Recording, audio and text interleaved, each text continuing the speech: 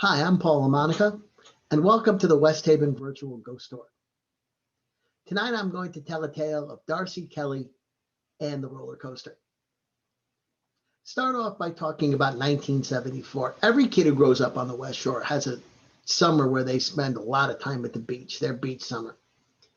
And a friend of mine tells this tale that in 1974, it was his beach summer. He and his sister would go to the beach every Sunday, accompanied by their grandmother and grandfather. Now, they are Italian Americans like I am, and they would go down to Oak Street Beach. The boy and his grandfather would make sand stadiums, sand castles being passe. They would make a Fenway Park or a Yale Bowl or a Shea Stadium out of sand.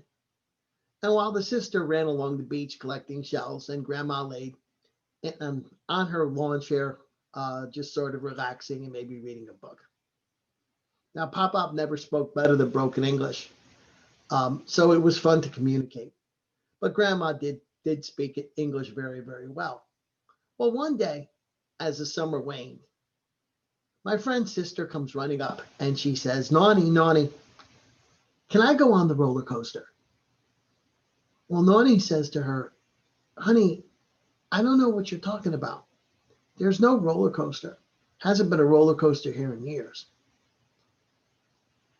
And the little girl says, "Yeah, but Nani, there's a girl who told me she'd go on the roller coaster and she would take me, but I have to say I want to go. Can I go?"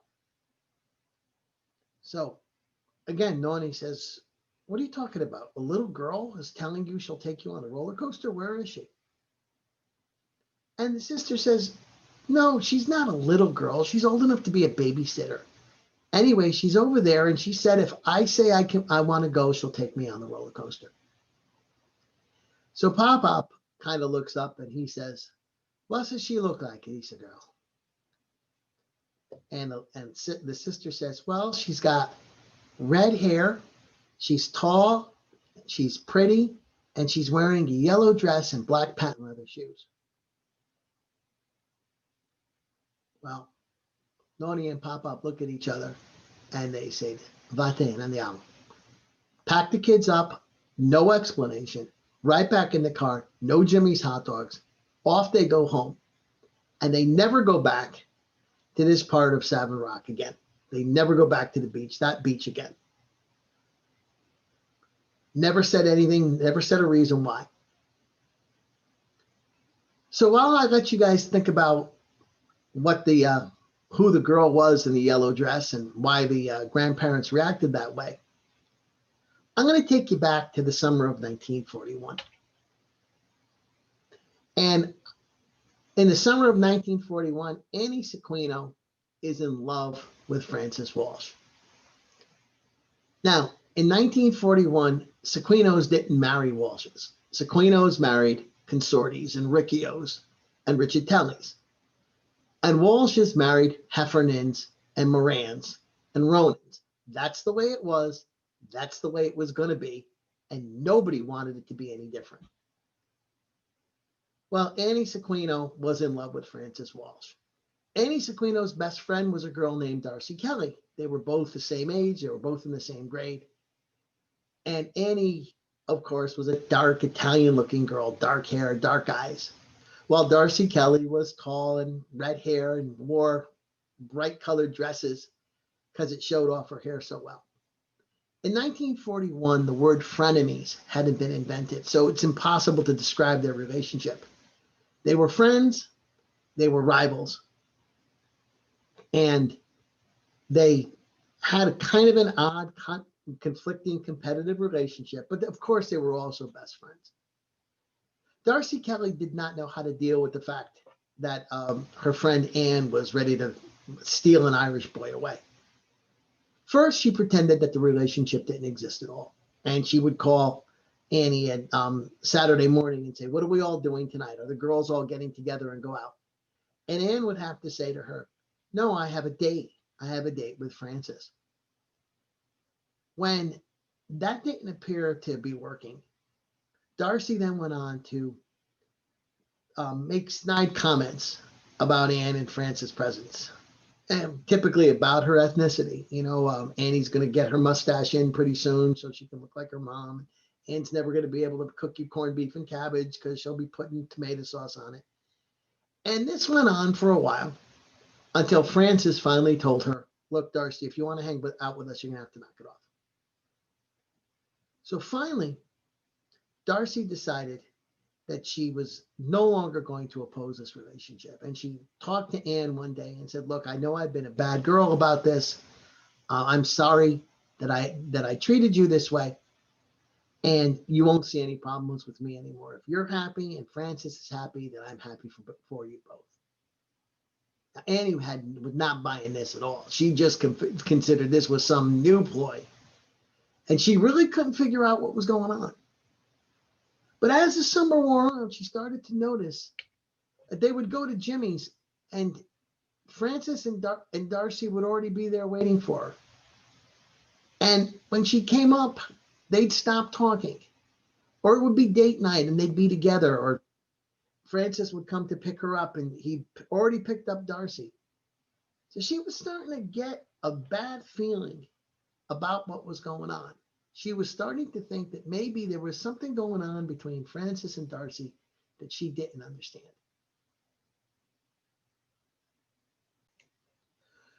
Well, the summer was coming to an end. And Francis, of course, had graduated. He was looking for a job, looking for a good job. He had a job, but he wanted a better one. Annie and Darcy were going to go back to school and finish their senior year.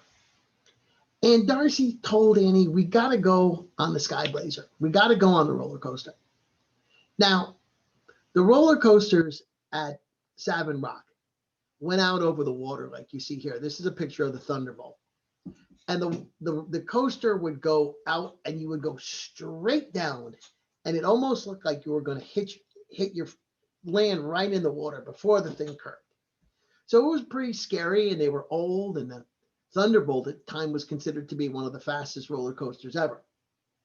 Anyway, Annie doesn't really want to go on the roller coaster, but Darcy's pushing her to take her. And so finally they get on the coaster.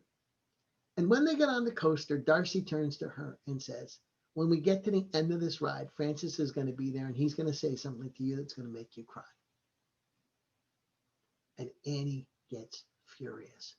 Now she knows that Darcy has been after her man all along and he's going to break up with her in front of everybody. And that's how the summer's going to end. And she just becomes so enraged that she pulls Darcy by the hair and the coaster's going up to the top and the two girls are fighting in the car and they're really not strapped in well. And the coaster's going up and up and up. And all of a sudden it plunges down. Darcy goes flying out of the car, smashes into the harbor and is killed instantly. Well, when the ride ends, Annie, of course, is just horrified. She's beside herself. And it's all worse when she finds out that Francis was not going to break up with her. This was the end of the summer of 41. Everybody knew that the war was coming soon. Francis had gotten a job at Winchester's. And because he was going to be making guns, that meant that he was not going to be eligible for the draft when it came. And he had bought Anne a promise ring. Basically, I'm not going to get engaged now, but I want to be engaged to be engaged. And when you graduate, we'll get engaged and then we'll get married. So, of course, that never happened. Annie was arrested. She spent time in jail. She spent more time in institutions.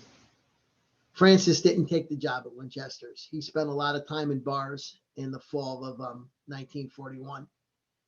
And on December 8th, 1941, he, like so many other men, enlisted in the United States Army. And he was killed in action before 1942 was over. And what of Darcy Kelly? Well, it is said that if you were down at Oak Street Beach or over by Wilcox Pier and you're out early evening in the twilight, you may see a girl in a yellow dress and black patent leather shoes walking along the beach. Sometimes she's walking on the beach. Sometimes she's walking on the pier. And sometimes she's walking on the water. And people who have seen her have said they are suddenly filled with feelings of rage and feelings of betrayal and just feelings of sadness. Now, I don't know about that, and I've never seen it. But I do know that a friend told me that in 1974, a girl in a yellow dress and black patent leather shoes tried to get a little Italian girl to go on a roller coaster ride, on a roller coaster that had been torn down 10 years before. So I'll leave it up to you to decide what's going on there.